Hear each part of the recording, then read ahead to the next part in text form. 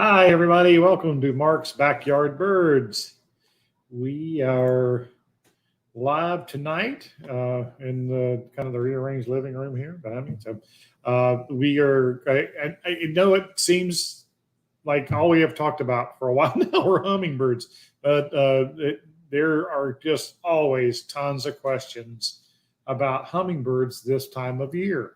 And I figured let's get ahead of that and use tonight to talk about because there are a lot of them are exiting, and so the facts about that. Hi, Steve. How are you tonight from South Alabama?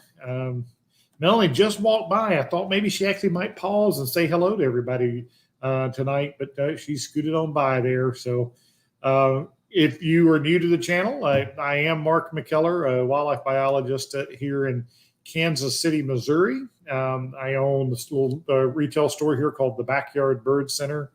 And we've been on YouTube now and grown a lot in the last year, especially. And we really appreciate the support, you guys jumping in. And you know, what I always ask you to do, if you will, just like Steve did right off the bat, is let us know where you're checking in from. That really helps us, especially me, whenever I'm answering questions, and lets me know where my audience is tonight, kind of all over. I know it can be from pretty much anywhere. I think last time we had a lot of people from Canada on, which I thought was great. But people join in. I know this isn't, you know, one of we do our, you know, wild bird updates every month.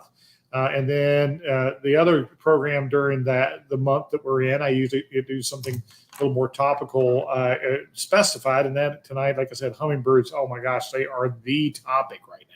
So I thought we would address that. We give time for people to get checked in here. Oh, look there. They're talking about Canada.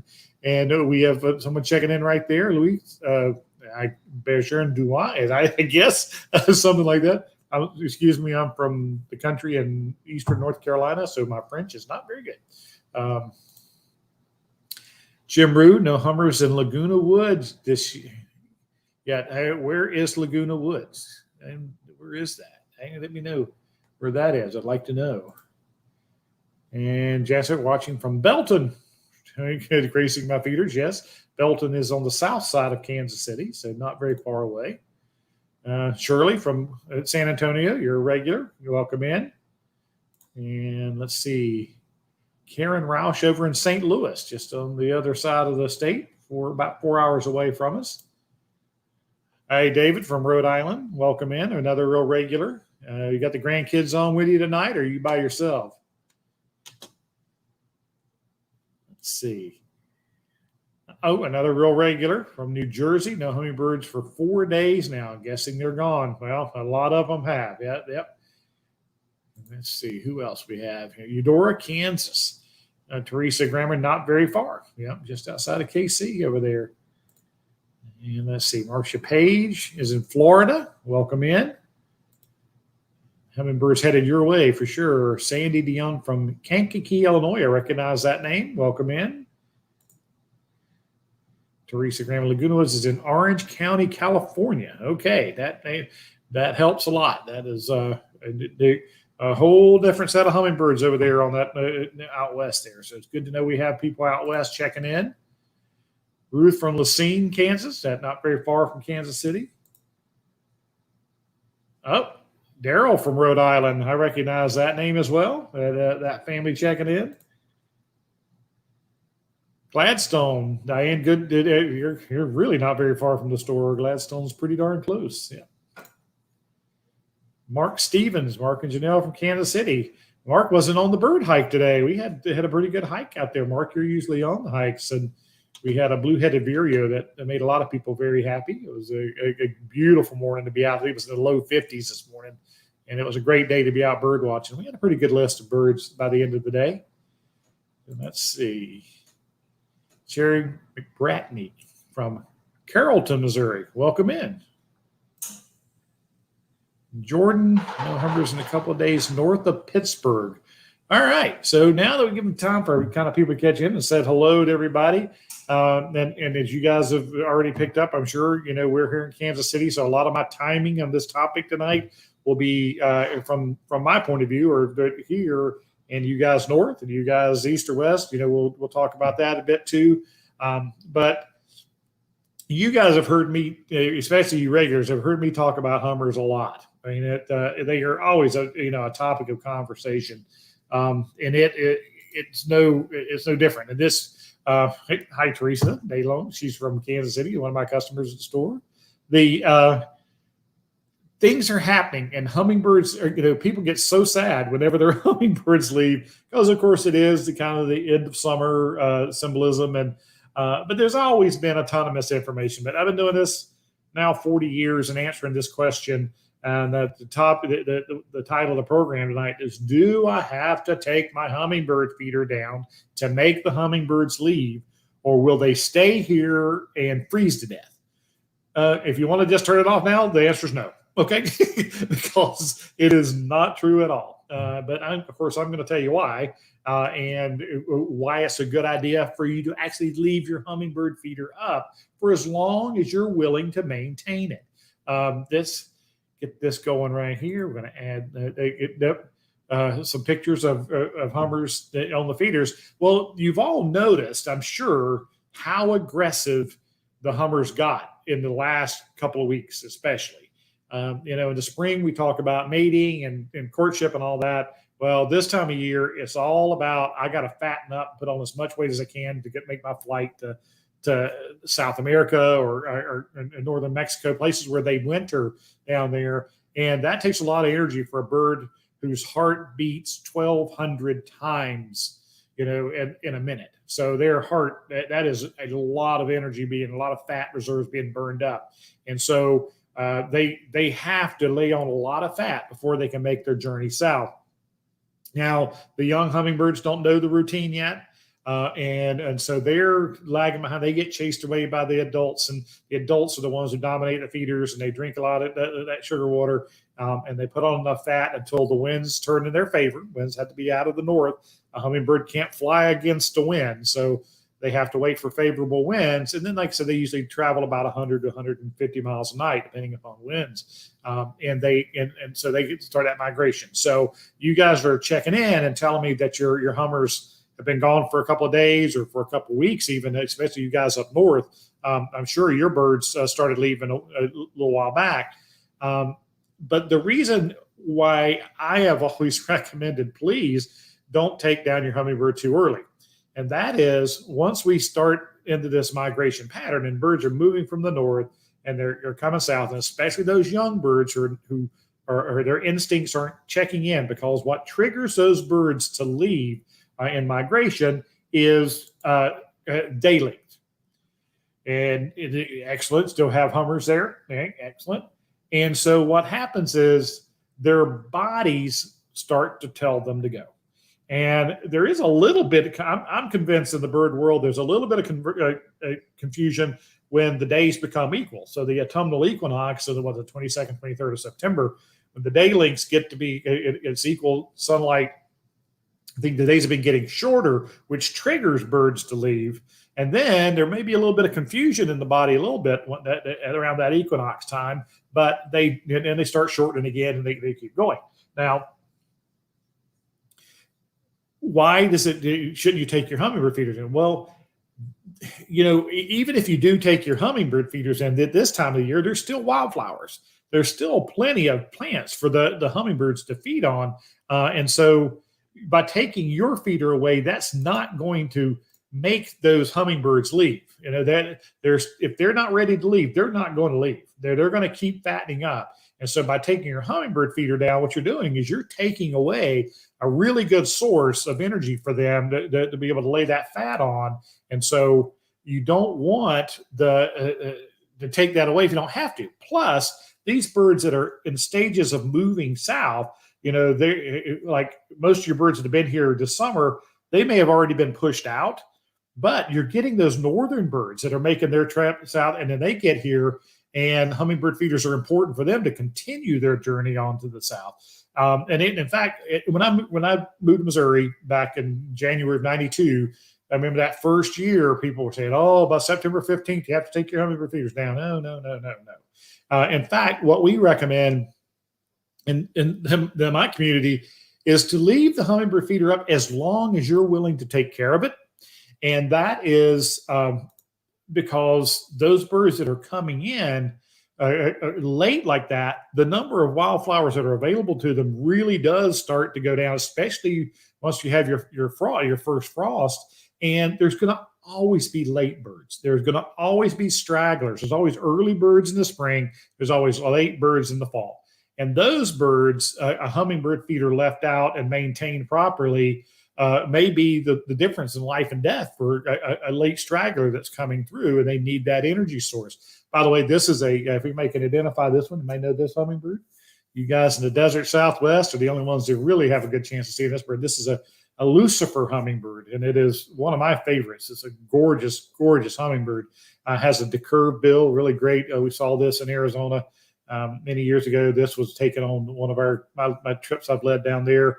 And no, Lucifer has nothing to do with the devil. It means the morning star. So that the bird's named after it, but it is a absolutely stunning hummingbird. So, but I'll give you an example of how important it is to leave up your feeders in the fall. And this bird, this picture right here was a prime example of it.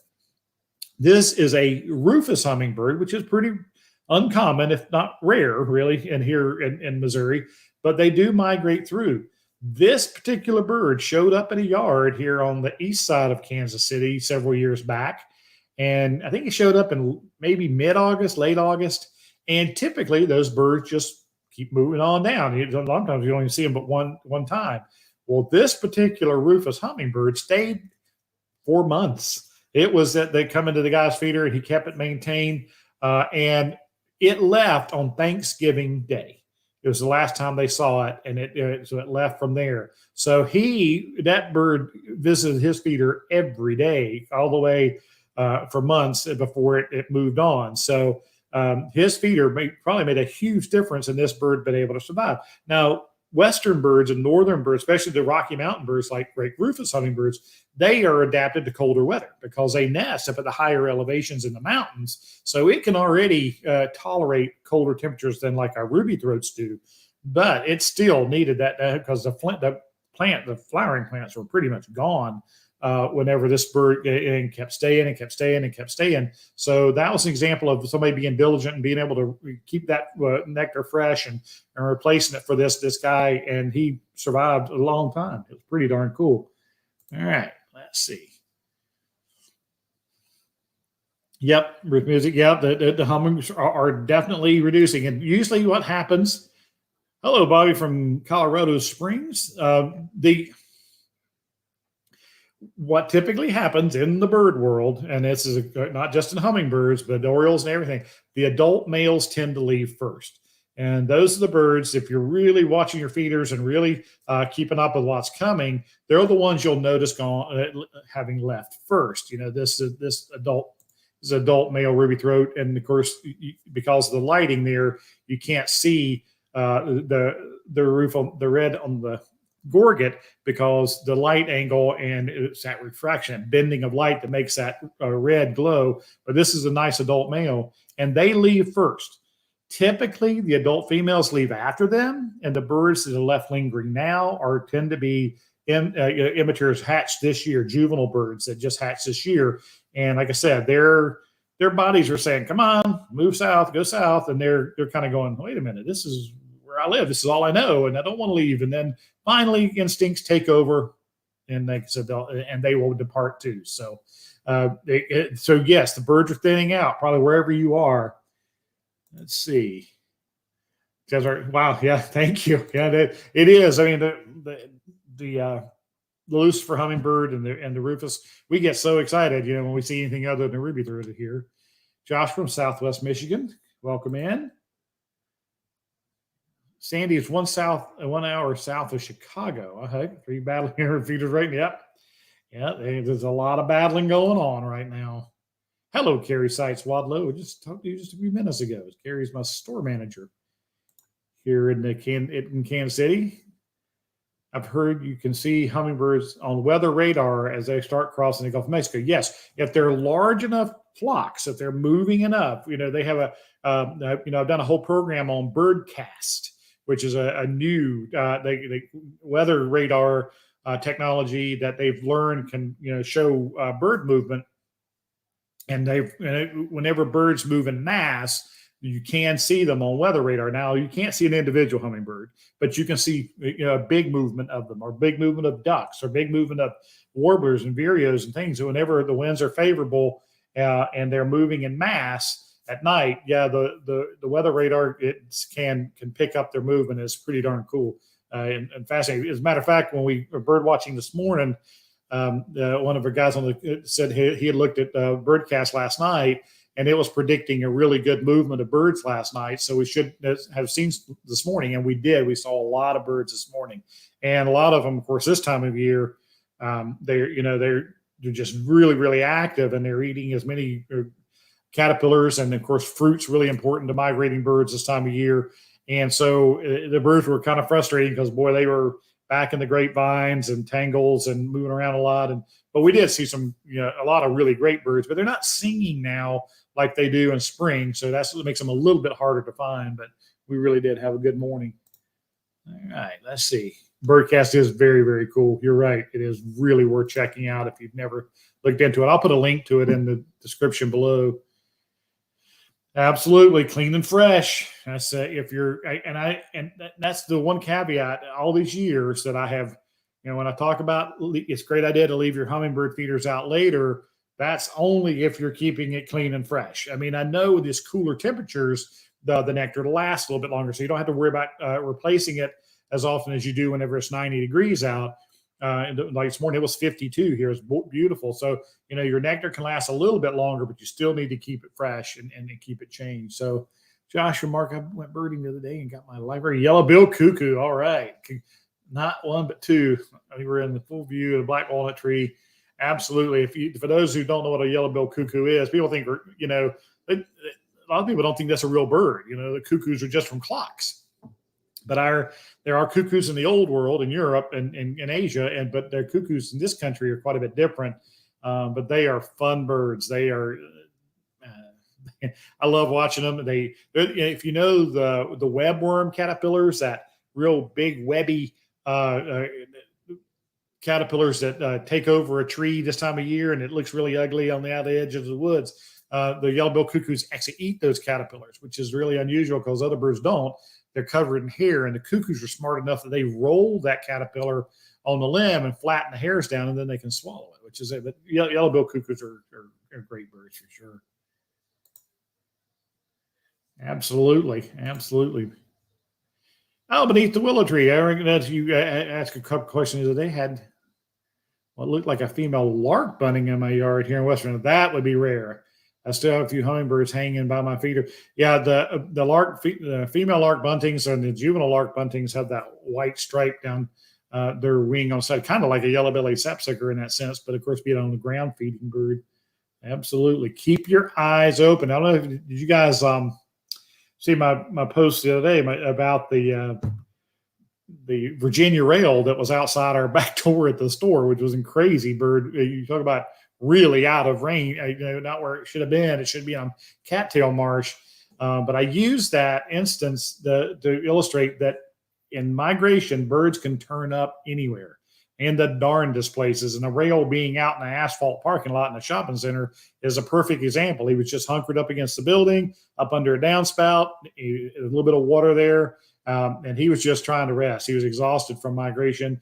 And we get lots of reports all across the country of these birds, and that's why we recommend always keep your eyes open and your camera ready and snap a picture and send it to somebody like me and it would get it identified, because some people just don't believe their eyes. And this bird looks like more like a chicken than he does anything else, with a longer bill. So definitely be on the lookout this time of year. Does rain really dilute the nectar to the point the hummingbirds won't feed? Well, it definitely dilutes the nectar to the point where it's not as useful to them. They are not getting, and it's a waste of time. So they kind of have to judge where the value is and the nectar they're using. So certain flowers have higher nectar value than other flowers do, and rain can actually wash out the nectar. Rainstorms. I've told the story of the down at the Boy Scout camp here in central Missouri. The guy down there maintains about 15 hummingbird feeders outside of his store. And he says right before a thunderstorm, he has about 300 ruby-throated hummingbirds out there feeding. Normally, and during the day, he has anywhere from 50 to 100 out there feeding at any one time. It's incredible. But right before a thunderstorm, he said you wouldn't just believe the show, because they know that nectar is going to get diluted. Nectar is going to get washed out of flowers. And so they come in and feed real heavy before that thunderstorm. So, yeah, they'll still feed, but it's just not as valuable to them. Okay, good. Absolutely. Melanie put up the dashboard for the migration tools, the birdcast. Excellent. Yeah, right. And you guys out west, again, if you're talking about Anna's hummingbirds, they do out on the west. They'll stick around all winter long. Of course, the weather, especially in the Southwest U.S. and up to Central California stuff. I know those Annas are hardy birds, and they definitely will stick around. Whereas any hummingbird seen here in Missouri after really late October, we really take close looks at those, because a lot of times they're not ruby throats. They we've had Annas here before. We've had an Allen show up. We've had that show up in the weird times like that.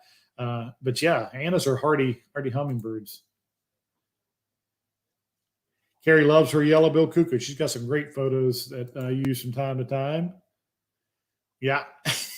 So does Sandy. Yeah, cuckoos are great birds. I had one time that caught a Luna moth while we were bird watching, and the cuckoo was looking straight at us, and those big green wings of the Luna moth was sticking out each side of the bill, and he let it go, and it flew away, and he went in and caught it again, almost like he was playing cat and mouse with it. Any tips for attracting crows? I'm thinking of adding a ground feeder with dry dog food and peanuts. What are your thoughts? Joshua, here's the problem with attracting crows. Anything you do to kind of attract crows is probably going to attract raccoons, and raccoons can be a real problem. So, crows are opportunistic, and, I have them in my yard fairly frequently. They'll be down under the ground, picking up the seed that's fallen to the ground, which is a good thing. Yeah, absolutely. But I don't make any effort to do it, just because, your neighbors get kind of mad at you for attracting raccoons, because they get into their trash cans, they get into their dog food and things. And so, I don't know that I would do that on purpose. They are great birds, though. Super smart. Hey, Steve, when temps are near or below freezing, what does the hummingbird diet consist of besides fresh, clean nectar? Absolutely. Whenever temperatures get cold, really cold like that, if they can, whatever they can find. If they can find, a hummingbird feeder, if they'll actually lick sap off of trees to get that sugar from the sap that's oozing from a tree. But hopefully there's some flowers around somewhere.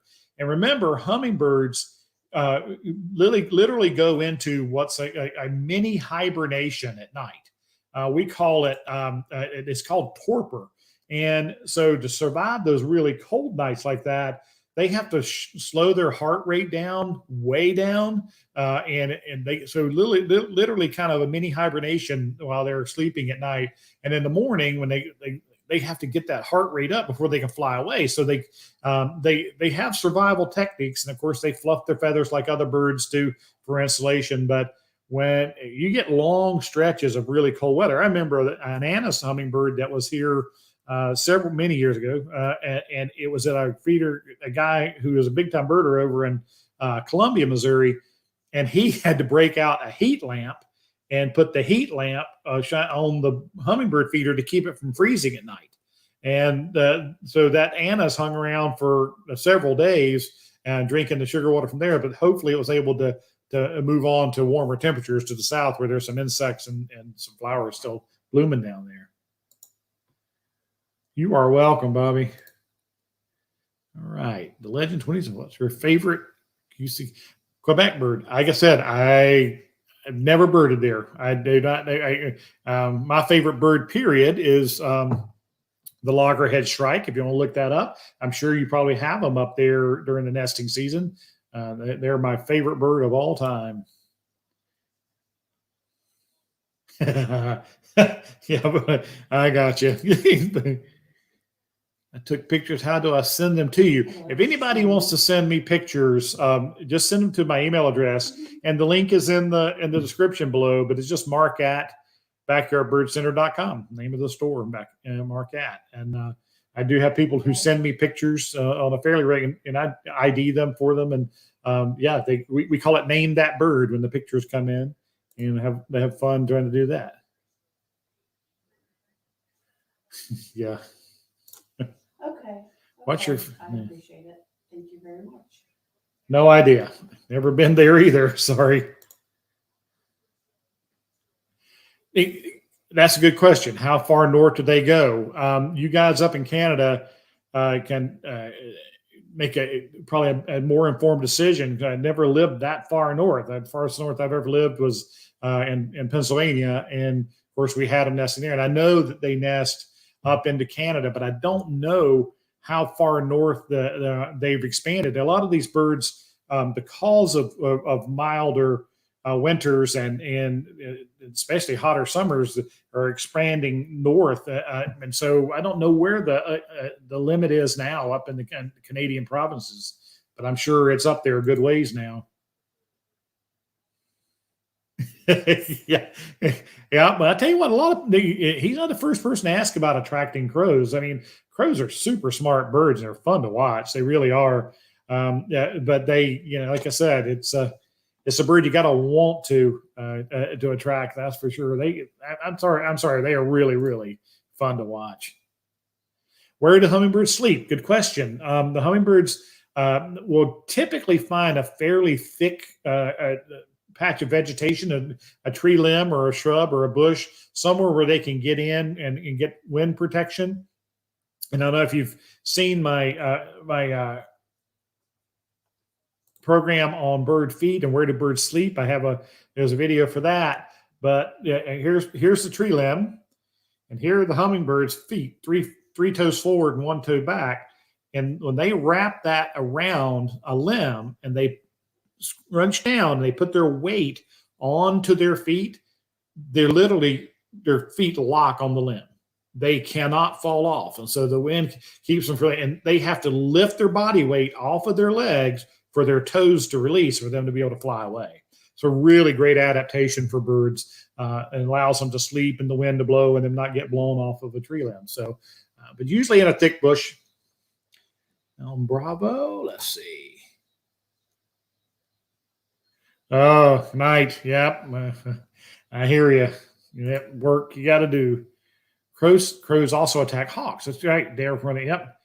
They are. We don't. Crows are the burglar alarms. That whole family, the blue jays and the crows. You're right. They do chase away hawks, and it's called mobbing. And of course they do the same thing with some of the mammalian predators too. They'll harass a raccoon on the ground and fly at him and squawk at him and draw attention to them. So yeah, they have their place in nature. So nice. Good night, guys. Good night, Alan. Oh, you're saying him. Night. Absolutely. Hey, Mark, do you want me to have them send pictures to info@backyardbirdcenter.com?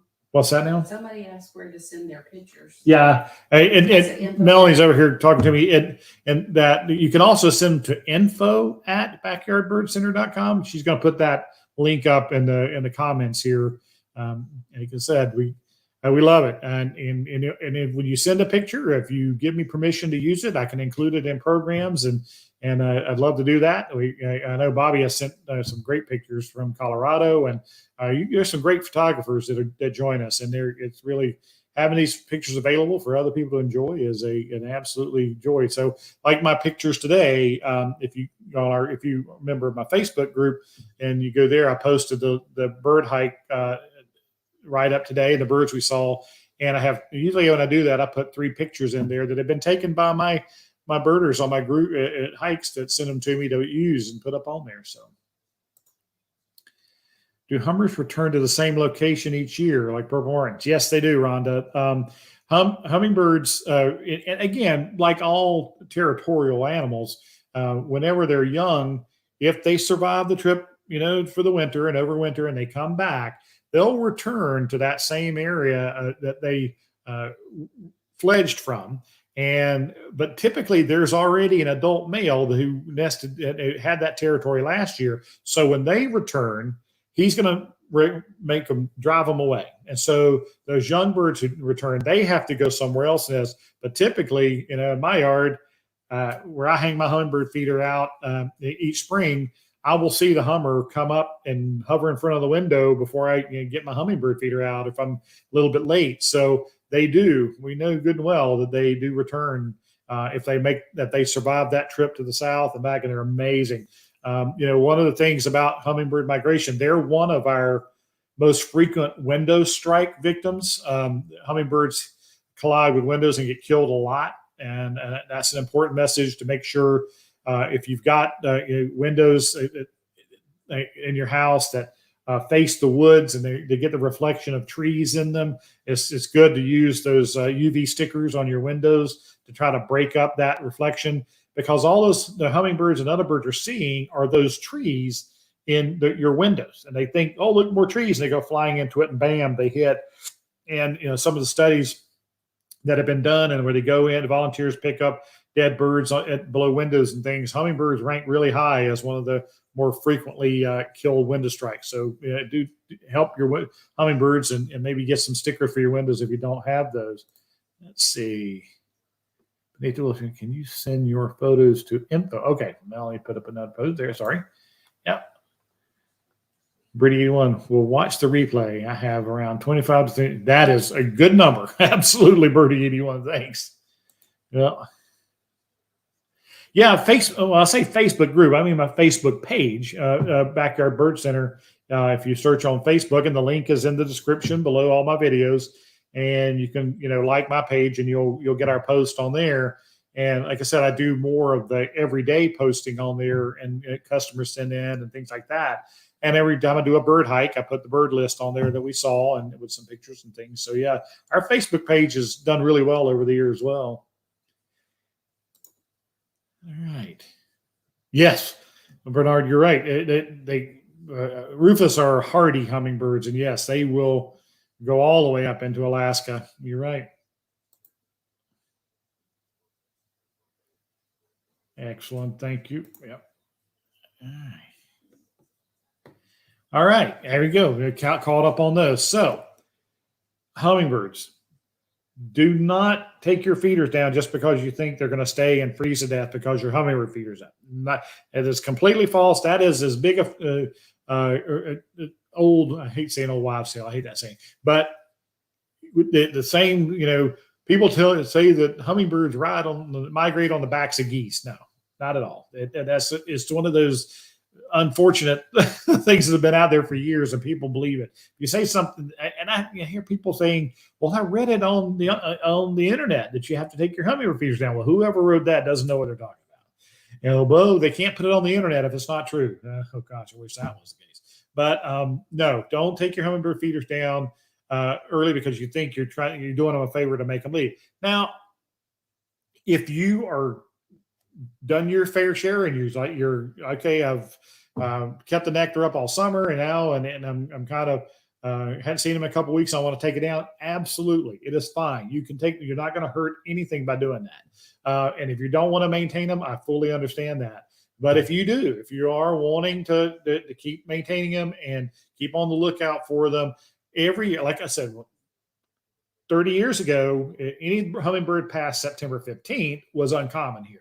Now we get ruby throats coming through sometimes to the mid to end of October now on a fairly regular basis. So we get now most of our birds are passing through right now, and a lot of them are gone. But I guarantee you, I will get a call, in early October. I get another call in early October, and these straggling birds are coming through. If you've got lots of flowers and potted plants that are blooming and things like that, I'll take advantage of those. But the feeders that are up are going to get activity. Absolutely, when those stragglers coming through. Yes, I can't take down my feeders because the chickens like to drink them. I love it. Those ant moats are great. I'm telling you, that is your own little personal bird bath up there with your ant moats. I love it. All right, there's the Facebook page Melanie put up. Absolutely. You are so welcome. Southern California. Hello, Frontier. I like to look at like I said, I love seeing from all parts of the country where everybody's from, the Northeast, the Southeast, the Southwest, Canada. I love it. It's great. You guys are interested and passionate about your birds. And again, send in ideas. Please make recommendations of topics you want me to talk about. Like I said, I feel like I've overplayed hummingbirds, but they're just so topical right now, and there's tons of questions and a lot of untruths out there, the misunderstanding. But I felt important to do this one tonight, and we will. They're on their way out and gone, so this may be the last hummingbird program until the spring. So we will be getting into the bird feeding season. So I know a lot of you guys in the north birds are thinning out and moving south now already. So things are getting slower up there. You are so welcome, Steve. Thank you for tuning in. And Melanie, thanks as well. She's over there and keeping up with the post, which is a really great thing for me. It helps me out a lot. So you guys are always a great audience, and we really appreciate you tuning in and supporting us. Let's see, Jordan mine seems to disappear around September 11th each year. Yep. I've never seen any after the feeders up. Maybe if we change this year, birds are so unpredictable. They are, Jordan. Where are you, Jordan? And just for curiosity, what part of the country are you in? September 11th, like I said, and here I know September 15th was always kind of a magic date, and we are seeing them later and later where we are. So I just told them thank you for the likes and shares. You need to tell them about it. Absolutely. Thank you for the likes and shares that you've the thumbs up that all that helps us, and comments help us. And that all helps. And you got to hear me talk about the algorithm and watching. If you want to support us on YouTube, you watch a video, let the ad play. All those things hold weight with YouTube, and we appreciated your support. And I know you guys are supporting us on the online store, backyardbirdcenter.com, our shop, Backyard Bird Center, and I know we send out Shirley in Texas and Steve in South Alabama. I know several people that we've been shipping out to, and that really helps us too, because that enables me to keep doing these. It keeps us going. Tell them you're not good at telling them about clicking the bell so they can get notified.